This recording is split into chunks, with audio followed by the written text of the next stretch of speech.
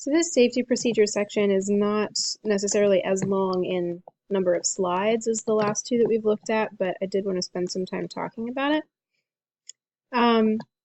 Really, general safety procedures, you really want to limit contamination of stuff. And when I talk about contamination and cross-contamination, that sort of thing, I'm really looking at it from a vet clinic perspective. So if you're working in a vet clinic, these are some precautions that you can take to make sure that you are not exposing yourself to any dangers. You want to obviously wash your hands a lot. You also want to wear protective clothing. Protective clothing can, of course, include scrubs and lab coats and that sort of thing, but we're going to take a look at some specific personal protective equipment, or PPE, that you can use as well. If you have any animals that are definitely sick, whether that be with a virus, a bacteria, something like that, you want to separate them entirely from your healthy animals, and you want to treat them in separate areas.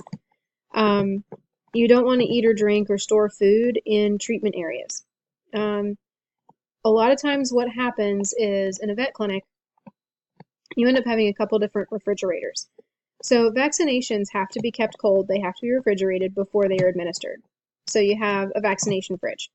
And that fridge is usually a mini fridge. It's usually not that big, but it holds nothing but vaccines. And then you have another fridge that's in maybe like a little kitchenette or something like that, a little lounge area where people can keep their lunches if they're staying for lunch or whatever, or if they need a snack or whatever, they can put their stuff in there. Absolutely no food or drink can go in the vaccination fridge. It's just a thing. You just don't do it, because you can end up contaminating your food with diseases and stuff like that. And then you have an entire separate fridge that's for urine samples and fecal samples and that sort of thing. You definitely don't want to put your food in there, because that would be gross. You also, if you're looking at laundry, you want to have a scrub load. You want to have a completely separate load for clothes that you wear at a vet clinic, versus your regular everyday jeans and t-shirts or whatever you're wearing on a regular basis. You don't want to wash your lab coats and your protective clothing, like your scrubs, with your regular clothes.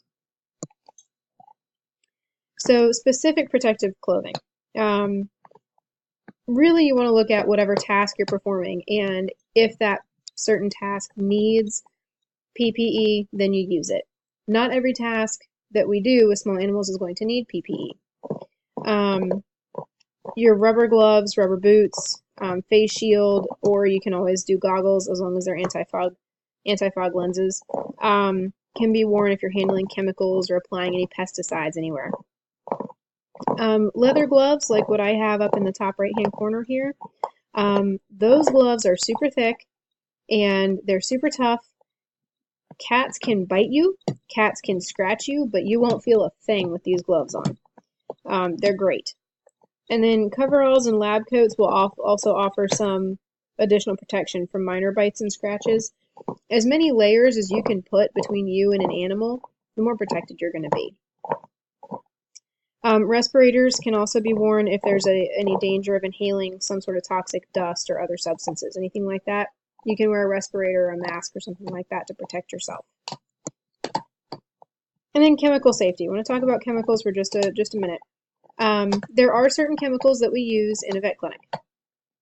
There's not many, but when you do work with chemicals or other controlled substances like pharmaceuticals, for example, you want to use them according to label instructions. You also want to store them according to label instructions.